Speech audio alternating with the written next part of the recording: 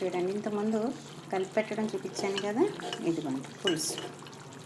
అంతే, ఇంకెంతకంటే పులుసు పెట్టకండి, అస్సలు బాగోదు. ఇలా పెట్టుకోవాలి, ఇలాగే ఇగురుగా పెట్టుకోవాలి.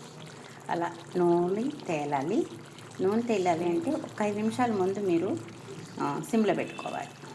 సిమ్లో పెట్టుకొని ఇలాగా ఇగురుతూ ఉంటే ఈ ఉల్లిపాయ అన్న చూసారు, ఇది కమ్మగా ఉడుకుతుంది అన్నమాట. అందులో ఉల్లిపాయ ఉడికి ఈ మిరపకాయలు ఉడికి చాలా టేస్ట్గా ఉంటుంది, అద్భుతంగా ఉంటుంది అన్నమాట. కలిపి పెట్టేసుకున్నాను కదా, చూసారు కదా ఇంతకుముందు. ఇప్పుడు దీన్ని మీరు ఏం చేయాలంటే చింతపండు పులుసు వేసుకోండి, కొంచెం పుల్లగా నోటుకున్నట్టు. ఇట్లా నూనె మాత్రం తేలుకోవాలి, అప్పుడు కదా అద్భుతమే అన్నమాట. మామూలుగా వండుతూ కారం, ఉప్పు, అల్లం వెల్లుల్లి పేస్ట్ అస్సలు వేయలేదు, ఏది వేయలేదు, మసాలాలు కలిపి పెట్టేసుకోవడమే.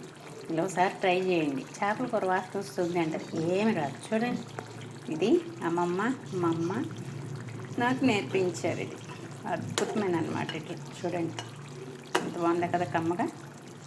అంతే, వేడివేడి అన్నంలో సూపర్ ఉంటుంది. ఇది పొద్దున వండుకుని సాయంత్రం తింటే ఇంకా బాగుంటుంది, కానీ అన్నం అయితే వేడిగా ఉండాలి, సూపర్గా ఉంటుంది.